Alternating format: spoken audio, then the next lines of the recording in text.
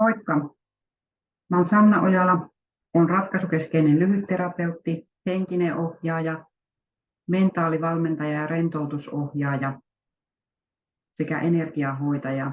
Teen myös äänimaljahoitoja ja äänimaljarentoutuksia. Tällä hetkellä opiskelen restoratiiviseksi joogaohjaajaksi. Löydät minut nettisivuilta mindbar.fi ja samalla nimellä toimin myös Facebookissa ja Instagramissa. Ja se, mikä on ajanut minut tähän nykyiseen työhön, niin on erinäiset elämäntapahtumat. Ja niiden myötä olen ajautunut opiskelemaan niitä asioita, joista minä itse olen saanut avun.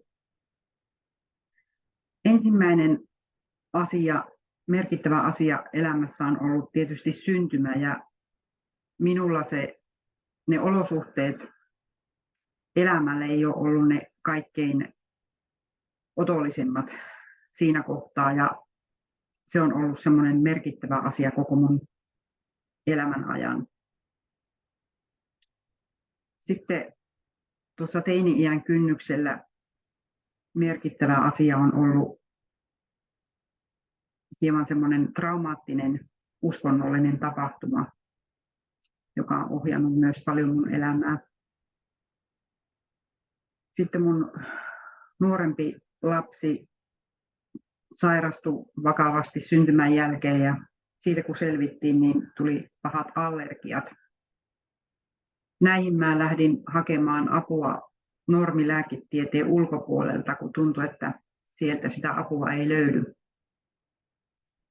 Ja törmäsin energiahoitoihin ja vein tytön energiahoitajalle, ja parin hoitokerran jälkeen lapsi oli täysin terve. Siitä semmoinen oma kipinä energiahoitoihin sitten syntyi. Ja vielä tuossa vajaa pari vuotta sitten on ollut merkittävä tapahtuma omassa elämässä, pieni aivoinfarkti. Se laittoi elämän arvoja ja asenteita vähän uuteen järjestykseen.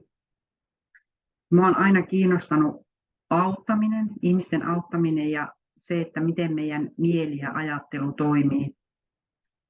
Ja niitä asioita mä olen lähtenyt opiskelemaan myös, että olen opiskellut NLP:tä ja tosiaan mentaalivalmennusta myös. Mä toimin Helsingissä kuukausittain ja muuten toimin sitten asuinpaikkakunnallani Pohjois-Pohjanmaalla Sievissä.